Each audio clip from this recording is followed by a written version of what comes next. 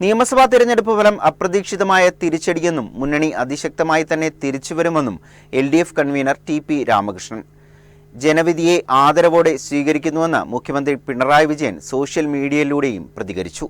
കഴിഞ്ഞ 10 വർഷമായി നടപ്പിലാക്കിയ ജനക്ഷേമ പദ്ധതികളും വികസന പ്രവർത്തനങ്ങളും നിലച്ചുപോകാതിരിക്കാൻ ജാഗ്രതയുള്ള പ്രതിപക്ഷമായി എൽഡിഎഫ് പ്രവർത്തിക്കും. നവകേരള നിർമ്മാണത്തിനായി മുന്നോട്ട് വെച്ച കാഴ്ചപ്പാടുകൾ നടപ്പിലാക്കാൻ പുതിയ സർക്കാരിന്മേൽ ജനാധിപത്യപരമായ സമ്മർദ്ദം ചെലുത്തും. ബിജെപി 3 സീറ്റുകൾ നേടിയ സാഹചര്യം ഗൌരവത്തോടെ കാണുന്നതായും കേരളത്തിന്റെ മതനിരപേക്ഷതയും ബഹുസ്വരതയും സംരക്ഷിക്കാനുള്ള പോരാട്ടം വിട്ടുവീഴ്ചയില്ലാതെ തുടരുമെന്നും വ്യക്തമാക്കി. തിരഞ്ഞെടുപ്പിലെ പരാജയത്തിന്റെ കാരണങ്ങൾ സമഗ്രമായി പരിശോധിക്കാനും ആവശ്യമായ തിരുത്തലുകൾ വരുത്താനും തീരുമാനിച്ചു പിണറായി വിജയൻ പറഞ്ഞു. ജനങ്ങളുടെ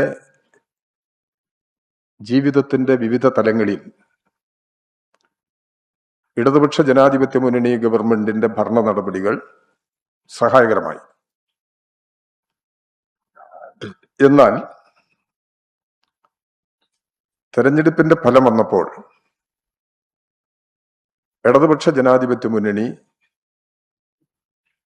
വലിയ തോതിൽ തിരിച്ചടി നേരിട്ടു. കേരളത്തിന്റെ സാമൂഹ്യ ജീവിതത്തിന്റെ അനുഭവങ്ങളും സംസ്ഥാന ഗവൺമെന്റിന്റെ ഭരണ നടപടികളും പൊതുവെ പരിശോധിച്ചാൽ അതിനനുസൃതമായ തെരഞ്ഞെടുപ്പ് ഫലം ഉണ്ടാകേണ്ടതാണ്. എന്നാൽ തെരഞ്ഞെടുപ്പിൽ ജയിക്കുന്നതിന് വേണ്ടി ഇത്തരം കാര്യങ്ങൾ നടത്തി എന്നുള്ളതല്ല. ജനക്ഷേമ നടപടികൾ സ്വീകരിക്കുമ്പോൾ തെരഞ്ഞെടുപ്പല്ല ലക്ഷ്യം, ജനങ്ങളുടെ ജീവിതം തന്നെയാണ്. ജനങ്ങളുടെ ജീവിതം മെച്ചപ്പെടുത്തുന്നതിന് സഹായകരമായ ഒട്ടനവധി നടപടികൾ ഇടതുപക്ഷ ജനാധിപത്യ മുന്നണി ഗവൺമെന്റ് സ്വീകരിച്ചു. ഇന്ത്യയിൽ ആദ്യമാണ് ഒരു സംസ്ഥാന ഗവൺമെന്റ്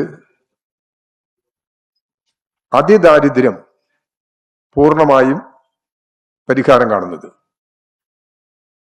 ഇന്ത്യയിൽ ആദ്യമായി കേരളത്തിലാണ് അത്തരമൊരു നടപടി പൂർത്തീകരിച്ചത്. ഗവൺമെന്റിന്റെ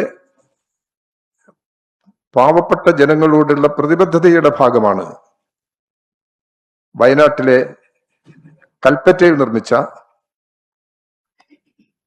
ടൗൺഷിപ്പ്.